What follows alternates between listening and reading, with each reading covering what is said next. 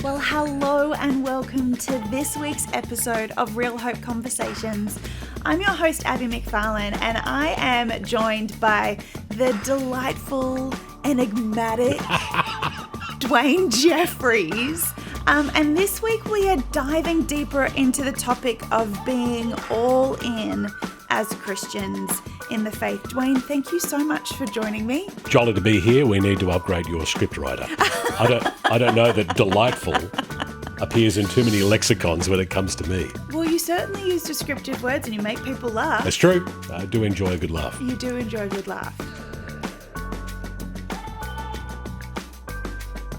Thank you for the invitation. The all-in idea from a Christian's perspective is, I think, at times too easily simplified sometimes, because we have the prototype of God the Father being all in and giving his Son to us. And I heard it said recently that one of the greatest perils of being a person of faith, a Christian in particular, is that we lose the awe of the story.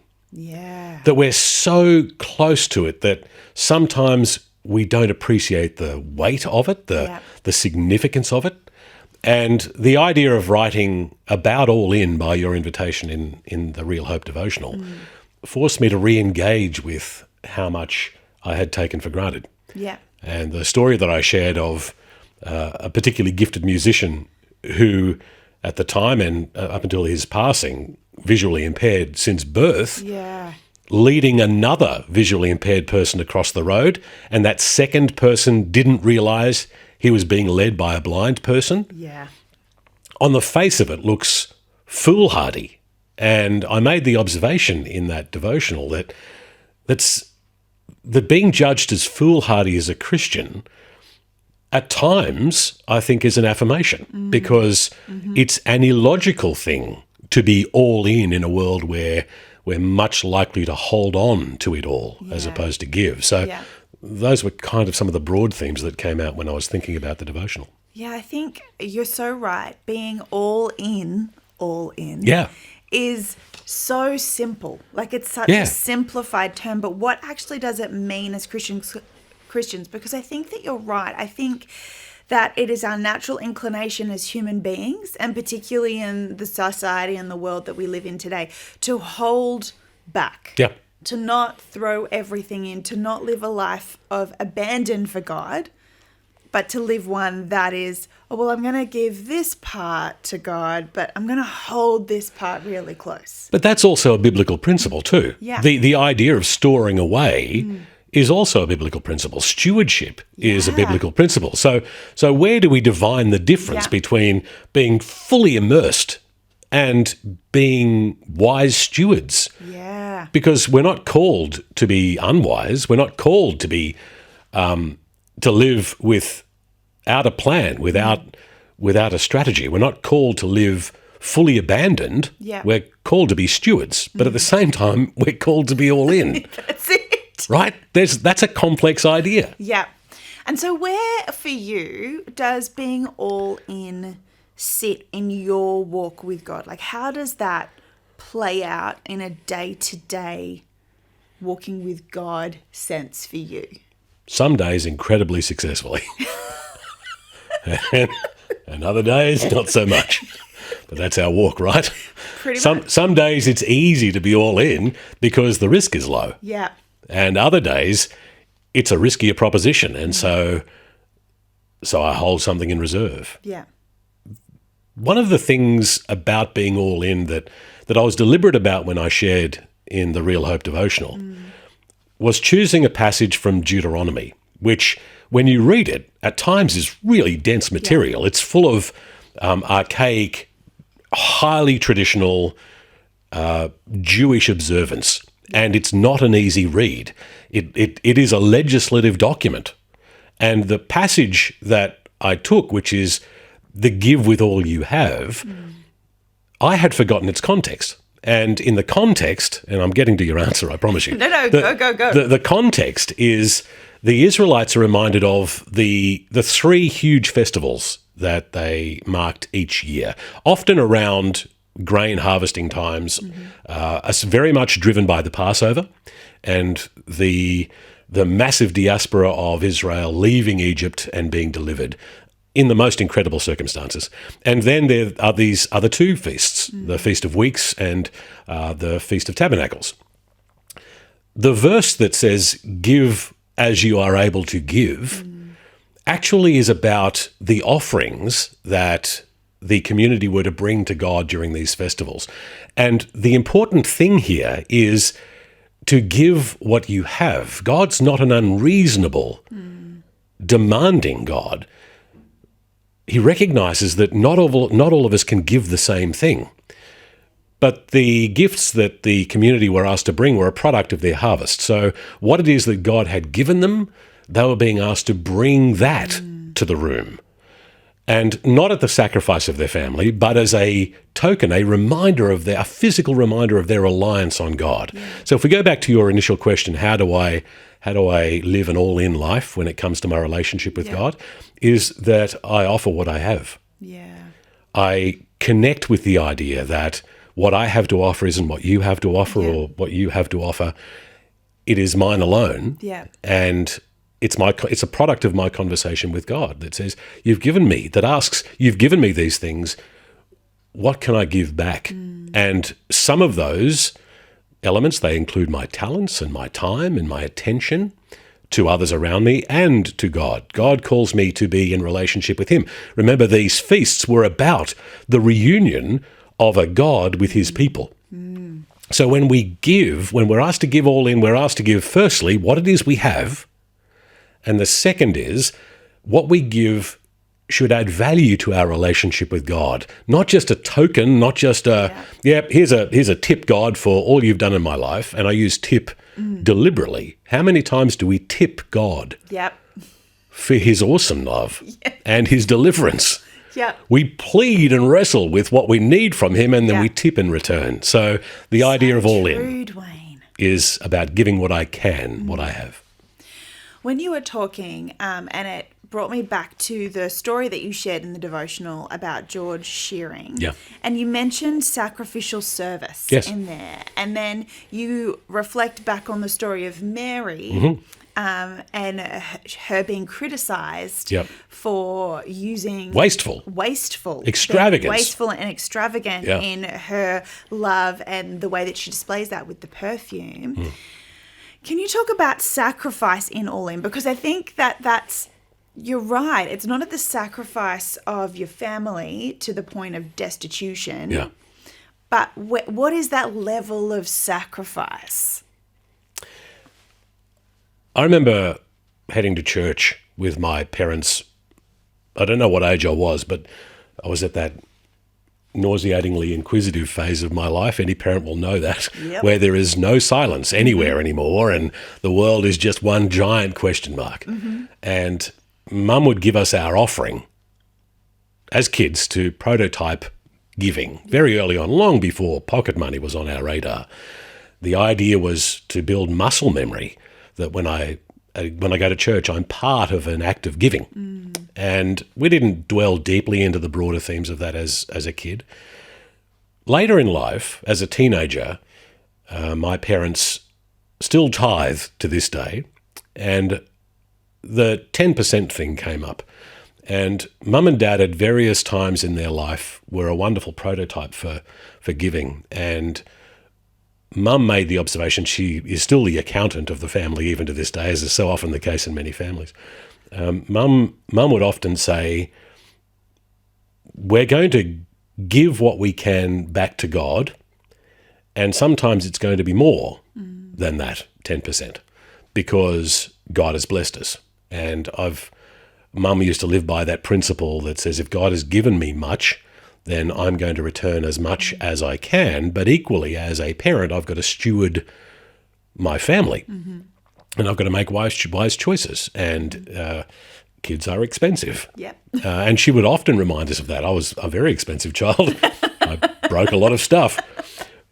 But the point being is, to the question of selfless giving, it's a tall benchmark to compare ourselves to Mary, who gave a year's wages, and there are other assessments about how much this perfume was worth. But it would have been by any estimation a crippling amount that she had spent on this perfume.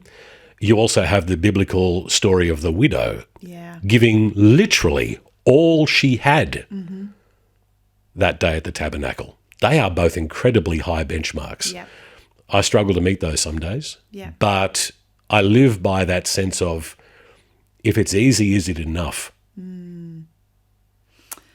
That's such a good question. That was Mum's principle. Yeah. If it's easy, is it enough? Yeah. Is there a risk element? Are you expressing in the case of Deuteronomy, your reliance on God with your gift? And we're not talking about just finances here. Yeah. I'm talking about our souls, our time, the more precious elements of our life.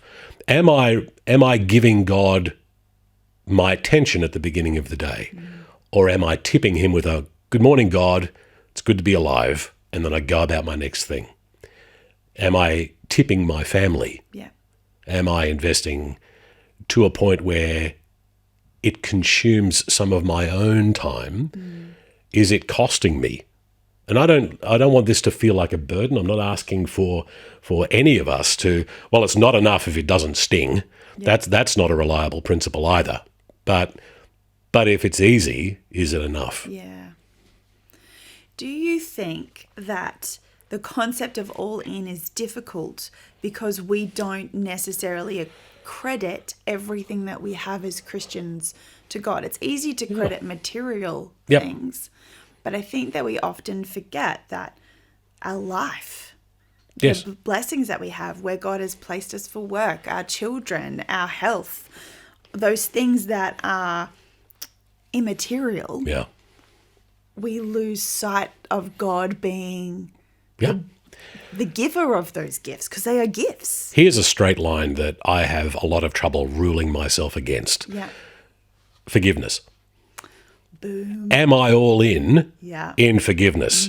Or do I carry around stuff of currency that I will hold on to for another day? Yeah. Am I all in forgiveness? That is for me personally a really hard straight line that I fall well short of sometimes. But we all have them. Yeah. All of us have those things in our lives that we hold on to. Yeah. And only we know why. Well, sometimes we don't. But that for me is a hard one sometimes. Yeah. And so when I brush up against what all in is, I can be all in with a bunch of stuff, but I know the difficult one sometimes is forgiveness. Yeah. And that's where I know, you know what, I'm not all in.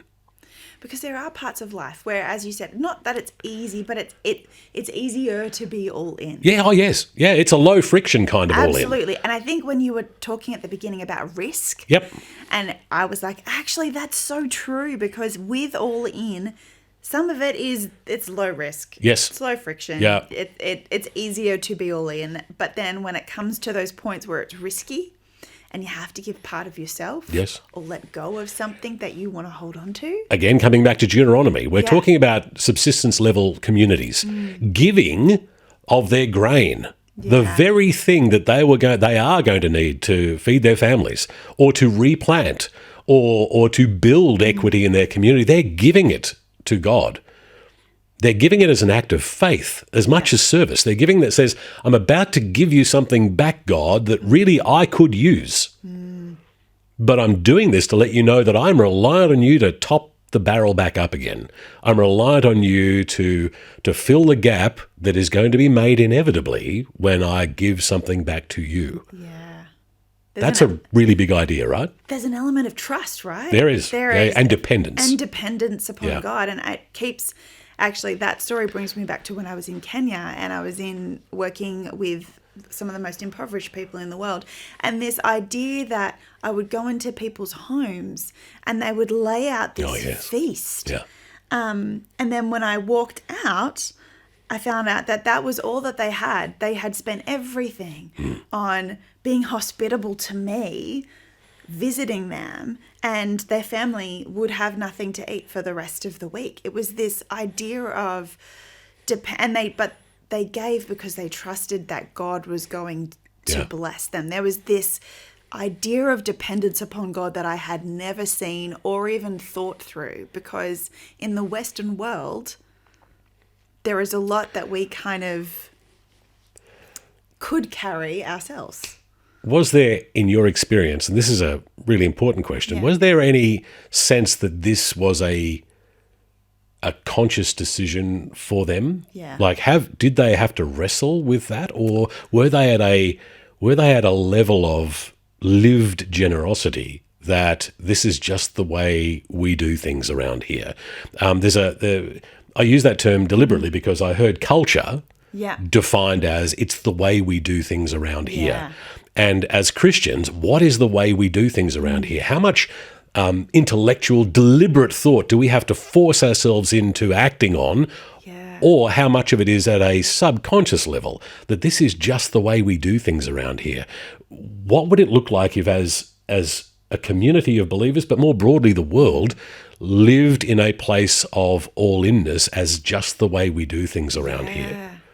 I think it goes back to that muscle memory, right? Yes. At the beginning, it's going to be hard. At the beginning, it's going to have to be intentional. But then you get to that point. Because it was absolutely, in the church, in Kibera Slum, this is just the way that we live out generosity. Yes. Yeah. And we are generous to one another. And they live in community with one another. Yeah. I think it was the first reflection of church as it was in Acts, in the slums of Kibera, walking over raw sewage, people living in shacks, but there was this community and communal living, but this joy. Yeah. I've never seen joy like that. That was purely from dependence upon God, that there I don't need for anything because I know He is going to provide, and that assurity and certainty that yes, they're living in one of the poorest places in the world. Yes, they don't have a lot. But from that place, they're going to be generous and they know God's going to provide. It was mind-blowing. And I think that question is a really good question for us to pose. What would our communities, our Christian communities, our churches look like if it was from this is just what we do, because that muscle memory is there?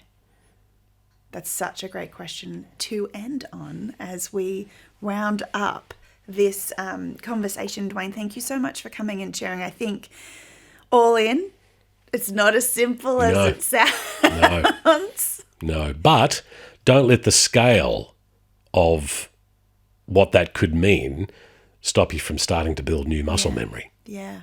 Don't let the incredible benchmark of Mary and the perfume or the widow and her mite be a barricade for you to do the small things. Yeah. Start to build new muscle memory. Yeah.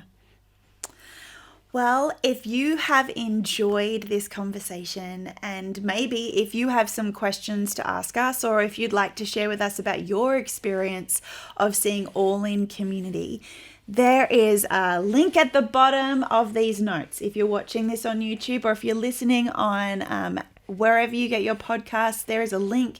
You can click on that and get in touch with the Real Hope team. We would love to hear how you are journeying to get to know and understand God better. And we want to walk with you on that journey. Also, don't forget, you can like and share this with friends and family that maybe you want to start a conversation about being all in, and how you as a community can be all in together as you're walking out your faith journey.